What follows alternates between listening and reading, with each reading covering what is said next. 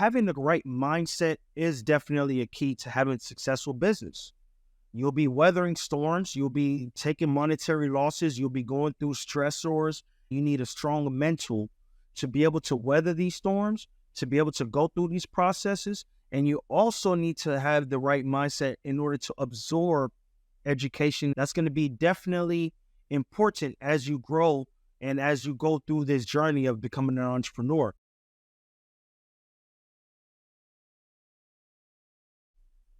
What's going on, folks? It's Raphael Say, and I'm here again with the teaching moment for Family Man Building the Brand podcast. Okay. And today I wanted to go over the framework.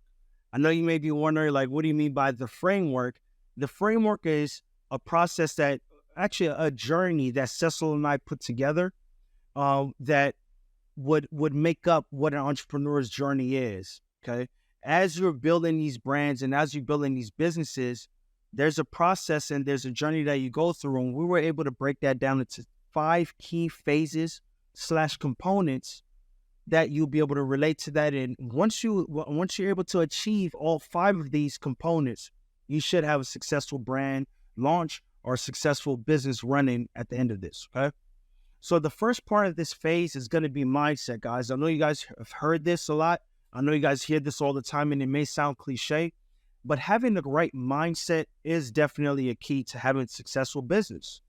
You'll be weathering storms. You'll be taking monetary losses. You'll be going through stressors, anxiety, things of that sort. And I don't say these things in order to make you fearful.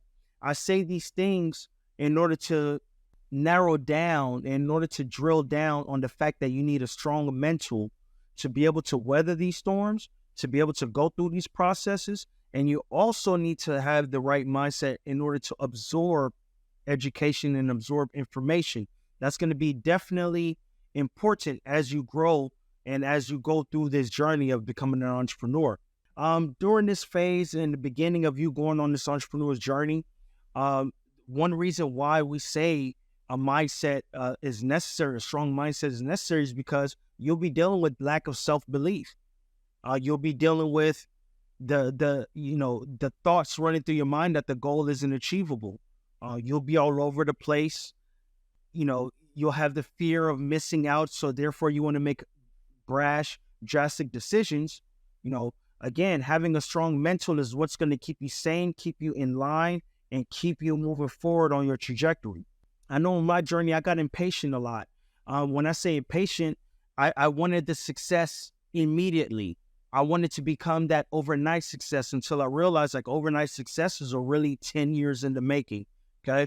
And this isn't always the case, but it is a majority case. So you want to make sure to build your foundation right, and building the foundation right is starting off up here and making sure up here is strong enough to handle everything you're about to load up on top of it. One way to help get through this point and to build this strong mindset is going to be you seeking a mindset coach, seeking a mentor in regards to that. I have multiple mentors for multiple aspects of business. However, all of these mentors have one thing in common, and it's them aiming to work on my mind and let me confirm in me that the goal is achievable. And what I do plan on achieving is honestly obtainable. A lot of the times you have coaches and mentors that are there strictly just to provide you a service. However, they're not truly looking in and drilling down on the fact that you need to understand that you are powerful. You are a king. You are a queen. You are capable of making the impossible possible. Okay. So those are some of the key things that you want to search for in the beginning of this, that right mentor, that right coach. Of course, it'd be better for them to be a master of the trade that you're aiming to get into. But at the same time, any level of success that they've achieved on their end, any level of success, whether it's in business, whether it's as a family man, or whether it's as a mother, father, whatever it is, if that person inspires you and they're great at what they do, which is something that you plan on doing, you definitely want to seek them as a mentor to help you navigate through this phase. There are lots more. We'll have checklists going out that'll break down a lot more ideas on what to do to achieve that stronger mental and mind state. Okay. The next part of this is going to be your foundational. Okay. And foundation is obviously key. The highest skyscrapers that you guys see on a daily basis, or the biggest buildings that you guys drive past, the higher it is, the lower the foundation is, which means that they dug even deeper to make that foundation solid so you can build crazy on top of it. Well, that same analogy comes over and moves over to business as well too, because the stronger you build your business's foundation with the right entity, the right tax codes, the right bank accounts, the right business credit setup, and things of that sort, the higher you be able to build on top of that business, the higher you be able to go, the further you be able to expand this thing. Okay.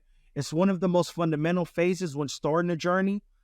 In this phase, you're going to work on formulating your business ideas and doing the necessary researches that are required to execute on them. Okay.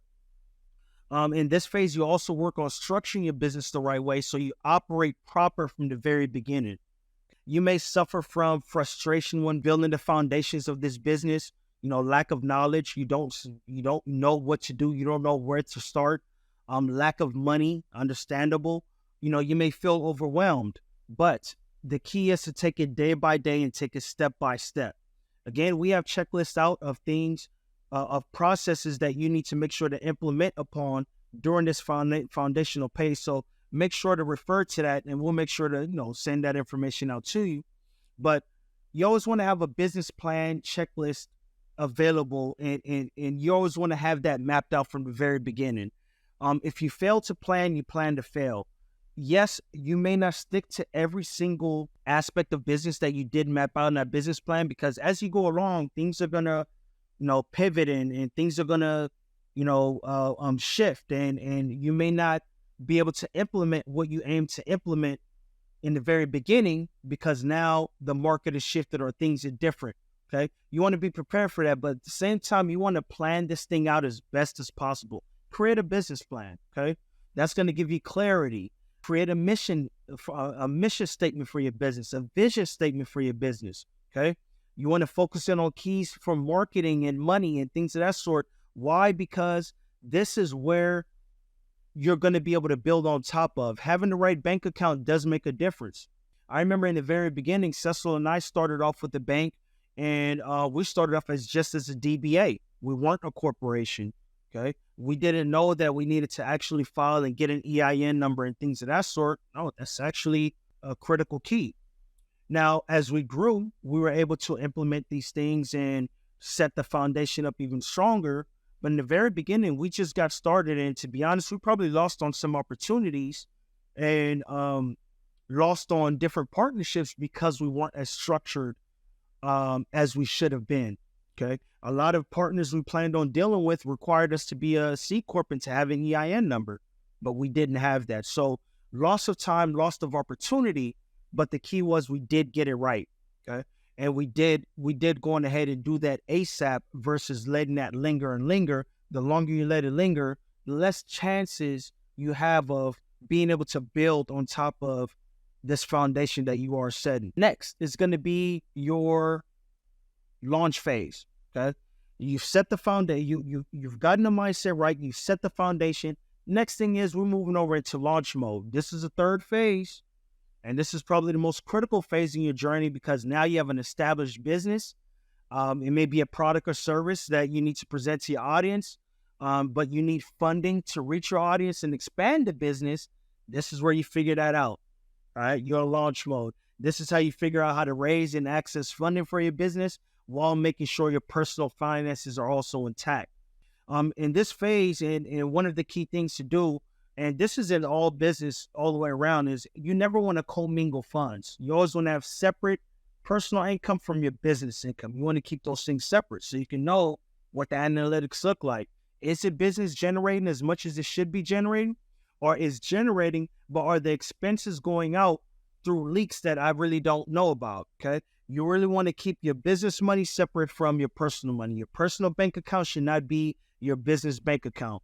Big banks, a majority of banks are not going to lend on a personal basis. they'll land on your business basis, and they'll land on a corporation, an LLC, an S corp that has an EIN that has built business credit, and they may also ask for a personal guarantee off your personal credit. So this is why you want to make sure your personal income is intact at the same time as the business. Okay, raising money, you got to bootstrap from the very beginning. Okay, it's not all about because you have access to capital that you just blow it and burn through it. Because remember, you want to test out different things as you move along this journey in order, and when you find that right combination, that's where you invest the capital into in order to grow from there. Okay, you may need to be a 9-to-5 entrepreneur during this phase. As launch mode, you still may need to hang on to that 9-to-5. Okay, I've done it in the very beginning of building my clothing brand, World Dynamite. Shout out RD. This was one of the dope collections that we made, handcrafted in Sierra Leone, West Africa. But one of the things that we did during this is during the buildup of World Dynamite was we did have 9-to-5s for the majority of the first few years. Okay, we had 9-to-5s, and that 9-to-5 capital was our investment capital. We weren't structured up enough to go to a bank in order to pull in capital. So we worked our butts off from 9-to-5, and then we worked our butts off again for the other 9-to-5. All right. We used that capital that we were making from our jobs, and that's what we used to fund the business until we got things right and got everything packaged the right way via the entity, via the branding, things of that sort. And then at that point, we were able to go to the bank and see what financing they would be able to offer us, what lines of credit, what business credit would they be able to offer to us. You may need to implement group economics in this phase when it comes to launching. This is where you're gathering money from a group of people to fund this idea, and when the profits come, you pay off that group of people. That's an easy way of going about things. I've had to do that a couple of times on a couple of different ventures where I got investors in to that saw the idea, saw the vision, and were willing to invest in that. And we took that money, pooled it together, invested in it, and the rest was history. So that may be something that you want to consider during this launch phase as well too. Okay. It is risky. Business is risky. This is why you hang on to that 9-to-5 in the very beginning. So that way, if things don't go as planned or not going as scheduled, you'll be able to pivot accordingly and make things happen the right way. Now, I love this part. You've garnered the right mindset.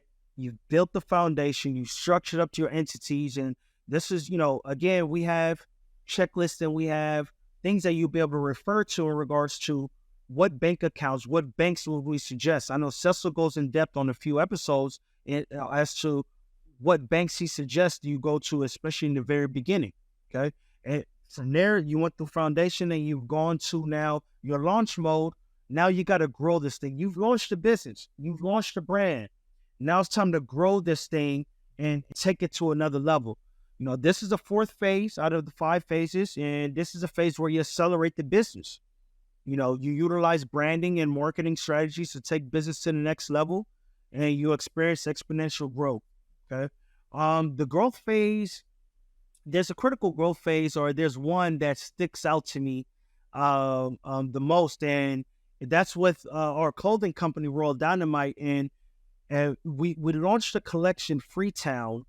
We launched it once, and it did okay.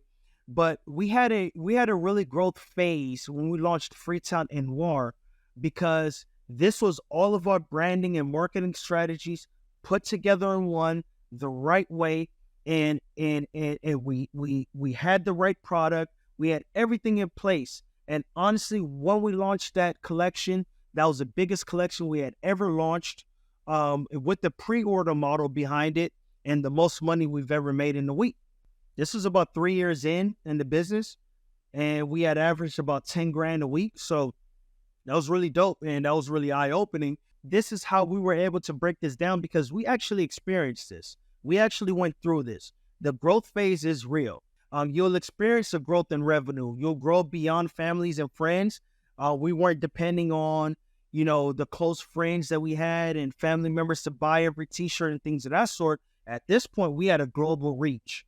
We were selling across the world. We're selling in Sierra Leone. We're doing pop-up shops all over the United States. Online was booming. We were shipping orders out to Germany, all aspects, all places in the world, and that was very eye opening.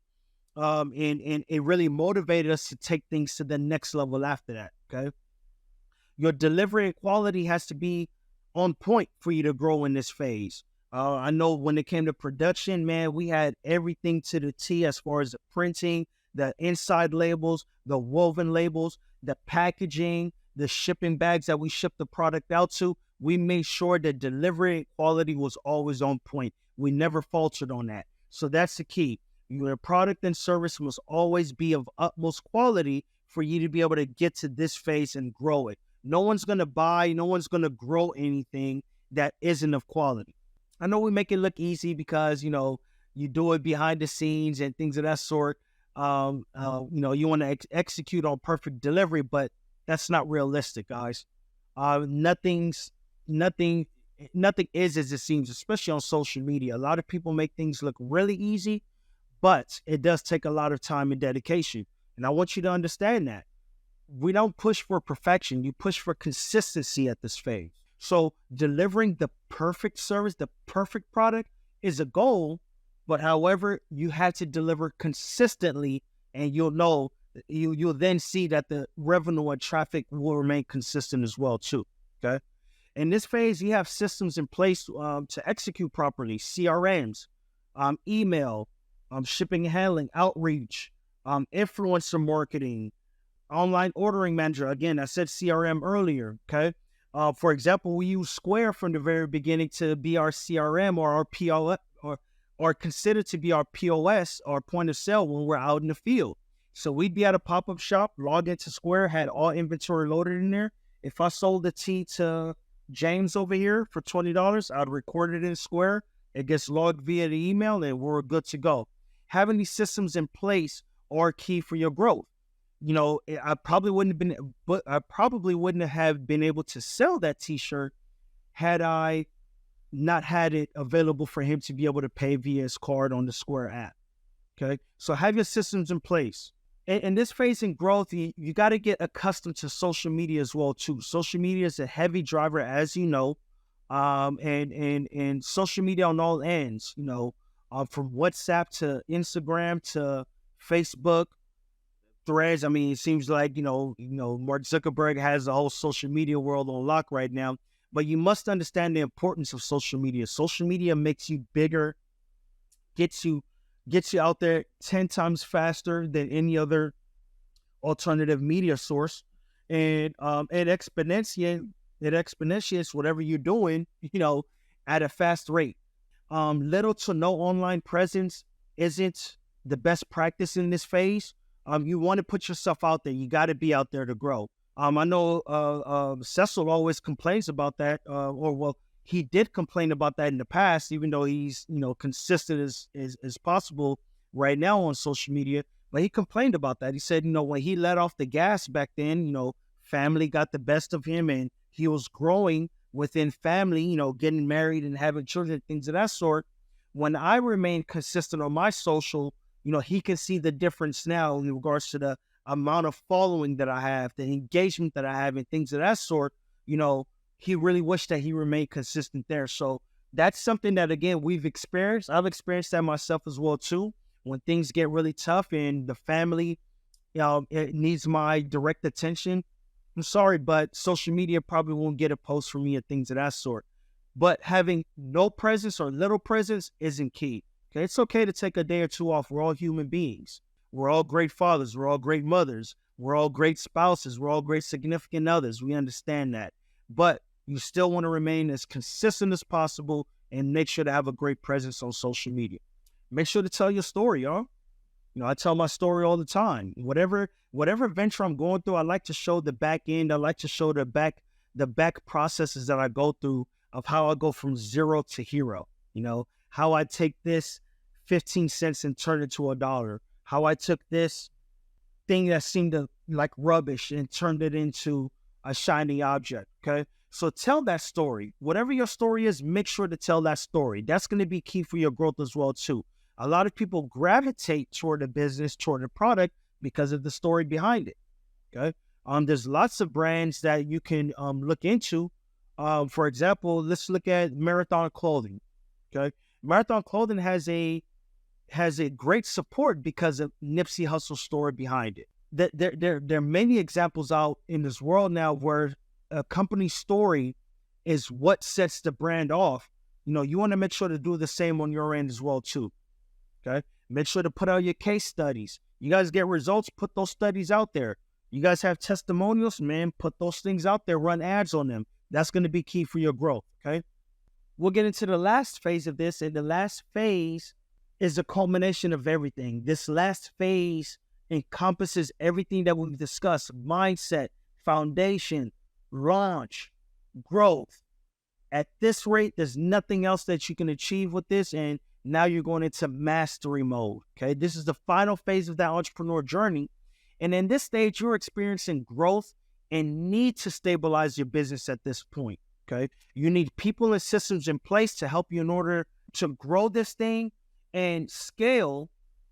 And I think the key to this phase, guys, is that you're able to do this in multiple.